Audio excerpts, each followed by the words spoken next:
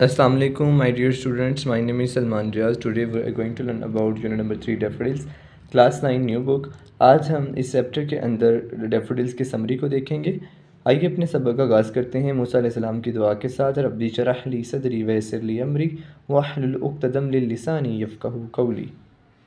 चलते हैं next slide पर। हमारे पास है summary. William Wordsworth is universally recognised as a romantic poet, great romantic poet. William Wordsworth को ये एजाज़ हासिल है कि उसे तस्लीम किया जाता है अजीम रोमानवी शायर के तौर पर। His unique appreciation of nature is matchless. आपकी जो एक मुनफरिद नेचर के लिहाज से एप्रिसिएशन है वो बेमिसाल है।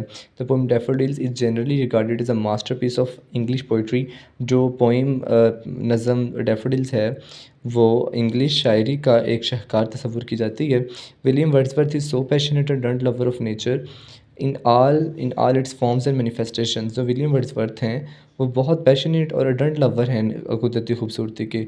Natural beauty has great fascination attraction for him. उनके लिए कुदरती खूबसूरती बहुत ज़्यादा अट्रैक्शन रखती है, बहुत ज़्यादा कशिश रखती है। He is highly admired and honoured poet of his era. अपने दौर के बहुत ही मुअज़्ज़ज़ और काबिल तारीफ़ शायर थे अपने दौर के। Many of his poems deals with nature and beauty.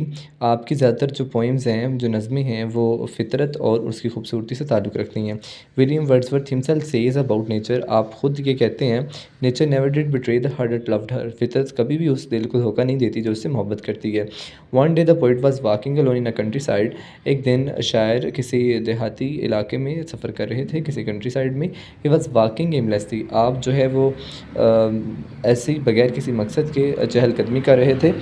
Suddenly ही सा लार्ज नंबर ऑफ डैफोडिल्स। अचानक आपने क्या देखा? आबी नरगिस के फूल देखे। Growing on the bank of a lake, जो कि एक झील के किनारे उगे हुए थे। अंडर अ ट्री, एक दरख्त के नीचे। The flowers were moving and dancing in the breeze. फूल जो है वो हरकत कर रहे थे और रक़्स कर रहे थे हवा के अंदर। दे वर शाइनिंग लाइक स्टार्स, और सितारों की तरह चमक रहे थे। They looked dancing with player, और खुशी के साथ रक़्स कर रहे थे। मूव करते हैं नेक्स्ट स्लाइड की तरफ। The waves of the lake were also dancing. जो झील की लहरें थीं वो भी रक़्स करती दिखाई दे रही थीं। But the daffodils looked more beautiful than the waves of the lake. लेकिन जो आबी नरगिस के फूल थे वो उन झील की लहरों से भी ज़्यादा खूबसूरत दिखाई दे रहे थे। The site of the uncountable daffodils dilated the poet. ये जो अनगिनत आबी नरगिस के फूलों का मंज़र था, इसने शायर के दिल को लुभाया। अच्छा, यहाँ पे फुल स्टॉप लगा के एज को कैपिटल कर लीजिएगा। He continue to enjoy the lovely sight of the flowers for a long time. आप जो थे उन्होंने जारी रखा इस फूलों के इस मंज़र को इन्जॉय करना, उससे लुत्फ़अंदोज़ होना फॉर अ लॉन्ग टाइम, बहुत लंबे अरसे तक। John Keats says. अच्छा, किट्स में ई नहीं आना, सिंपल ऐसा आना है यहाँ पे। John Keats highlights this concept in the verse. वो इस वर्स में कहते हैं, think of beauty is joy for ever. कोई खूबसूरती की कोई भी चीज़ हो वो हमेशा हमेशा के लिए आपके लिए लुत्फ़ का ज़रिया बन जाती है। The poet could not forget this beautiful seen through out his life. वो अपनी सारी ज़िंदगी इस खूबसूरत मंज़र को नहीं भुला सके। The site of the flowers left N everlasting impression in his memory. जो फूलों का मंज़र था उसने उसकी याददाश्त के ऊपर एक ना ख़त्म होने वाला तासुर कायम कर दिया। When ever he is alone in thinking mood. जब कभी वो तन्हा होते या सोचो विचार गौर व फ़िक्र करने के मूड में होते, the same site come into his imagination. तो वही मंज़र उनके तसव्वुर के अंदर आता। एंड फील्स आना है यहाँ पर, ठीक है, सॉरी ये गलती से लिखा गया है।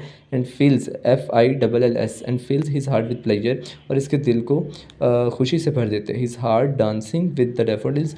और उसका दिल आबी नरगिस के फूलों के साथ रक़्स करने लगता। And he forgets all the anxieties of life. और वह ज़िंदगी की तमाम परेशानियों को भूल जाते। मूव करते हैं नेक्स्ट स्लाइड की तरफ। E.O. Wilson says nature holds the key to our aesthetic, intellectual, cognitive, and even spiritual satisfaction. He has presented this poem with unique artistic and philosophical touches. आपने इस पोइम को बहुत से artistic और philosophical touches के साथ, philosophical ideas के साथ पेश किया है। Through this poem he has presented the attractive, exciting, purifying and enduring impact of nature. आपने इस पोइम के अंदर अट्रैक्टिव, दिलकश और एक्साइटिंग जो आपके जज्बे को उभारे, प्योरीफाइंग और आपको प्योरीफाई करे, साफ शफाफ कर दे, और इंज्यूरिंग इम्पैक्ट ऑफ नेचर और ख़ूबसूरत जो एक फितरत का एक तासुर है उसके ज़रिए उसने इस पोएम को पेश किया है।